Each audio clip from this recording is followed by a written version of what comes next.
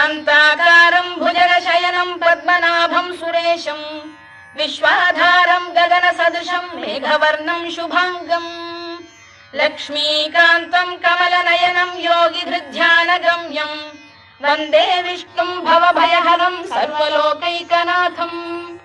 मेघश्यामं पीतकौशेयवासं श्रीवत्साङ्कं कौस्तुभोद्भासिताङ्गम् पुण्योपेतं पुण्डरीकायताक्षं विष्णुं वन्दे सर्वलोकैकनाथम् नमः समस्तभूतानामादिभूताय भूभृते अनेकरूपरूपाय विष्णवे प्रभविष्णवे